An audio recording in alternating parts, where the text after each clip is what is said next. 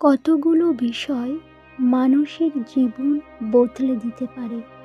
যেমন কোনো ঘটনা, কোনো ভালো অভিজ্ঞতা কিংবা কোনো মনীষীর বাণী। মনীষীর বাণীগুলি হলো তাদের জীবনের দীর্ঘ অভিজ্ঞতার ফল। শুধুমাত্র কথার কথা যে নয়, তাও বুঝতে হলে মনীষীদের বাণীরই স্মরণ নিতে হবে। কেননা তারা যা বলেন সেগুলো তাদের দেখা, উপলব্ধি করা বাস্তব।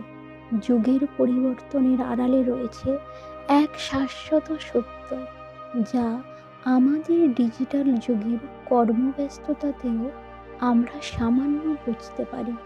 আমাদের এক একটি জীবন মানে দেশ কালের ঊর্ধ্বে সৃষ্টিকর্তার এক একটি উদ্দেশ্য। কিন্তু আমাদের জীবন মাঝে মাঝে পঙ্কিলতায় ভরে যায়। আমরা জীবনের গতি হারিয়ে ফেলে হতোদ্যম হয়ে পড়ি। তাই কঠোর জীবনের মাঝেও যে মজা, বেঁচে থাকার আনন্দ, সেটা পেতে হলে স্বপ্নগুলোর বাস্তবায়ন প্রয়োজন। আর এই বাস্তবায়নের যারা আজ সফল বলে স্বীকৃত, দেখা যায় তাদের জীবনের গল্পটা এত সোজা নয়। অনেক সংগ্রাম, দুঃখ, কষ্ট, যন্ত্রণার ফসল তাদের সাফল্য। তাই তারা আমাদের সকলের কাছে পথ প্রদর্শক। তাই যাদের মূল্যবান উপলব্ধ বাণী আমাদের জীবনে আলো ফেলতে পারে, আমাদের অন্ধকার মনে সূর্যোদয় ঘটাতে পারে, এমন 30টি বাণী আমি আপনাদেরকে শোনাব। তো চলুন এই 30টি বাণী কি শুনে নেওয়া যাক। ওরা তোমাকে নিয়ে ঠাট্টা করুক, তোমাকে নিয়ে হাসুক, তোমাকে আঘাত করুক, অবজ্ঞা করুক, তাতে কিছুই হবে না। কিন্তু তারা যেন তোমাকে থামাতে না পারে। যে ব্যাপারে তুমি সত্যিই বিশ্বাস করো, সে ব্যাপারে কখনো হাল ছেড়ো না। পথ তুমি নিজেই খুঁজে পাবে। সহজে জেতার আনন্দ কোথায়? বাধা যত বিশাল, বিজয়ের আনন্দও ততই বাধা ভাঙ্গা। কখনো হাল ছেড়ে দিও না। এখনকার এই দাঁতে দাঁত চেপে করা কষ্টগুলো তোমাকে বিজয়ীর খেতাব দেবে সারা জীবনের জন্য। তোমার জীবনে তুমি যা নিয়ে কাজ করো, তাকে সবচেয়ে ভালোভাবে করার চেষ্টা করো। এমনভাবে করো যেন তোমার আগে পরে কেউ এতটা ভালো করে করতে না পারে। আমি ব্যর্থতাকে মেনে নিতে পারি, কিন্তু আমি চেষ্টা না করাকে মেনে নিতে পারি না। কখনো ভেঙে পড়ো না। পৃথিবীতে যা কিছু হারিয়ে যায়, অন্য কোনো রূপে সেটি ঠিকই আবার ফিরে আসে জীবনে। তোমার স্বপ্ন আর তোমার মাঝে দাঁড়িয়ে আছে কেবল একটি জিনিস, সেটা হচ্ছে অজুহাত।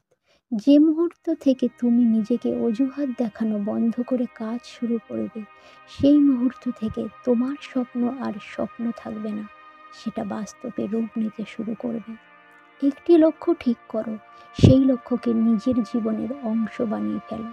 চিন্তা করো, স্বপ্ন দেখো, তোমার মস্তিষ্ক, পেশি, রক্তনালী, পুরো শরীরে সেই লক্ষ্যকে ছড়িয়ে দাও, আর বাকি সব কিছু ভুলে যাও। এটাই সাফল্যের পথ।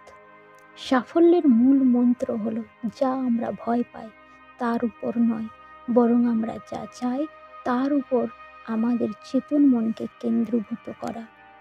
আপনি যা করছেন যদি ভালোবাসেন এবং ওই কাজে সফলতার জন্য সব কিছু করতে ইচ্ছুক থাকেন, তাহলে সেটা হাতের নাগালে পৌঁছাবে।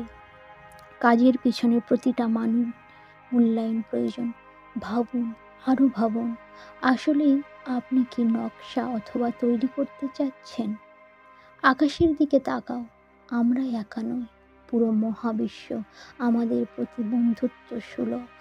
যারা স্বপ্ন দেখে এবং কাজ করে, শুধুমাত্র তাদেরকেই শ্রেষ্ঠটা দেওয়ার জন্য চক্রান্তে লিপ্ত এই বিশ্ব।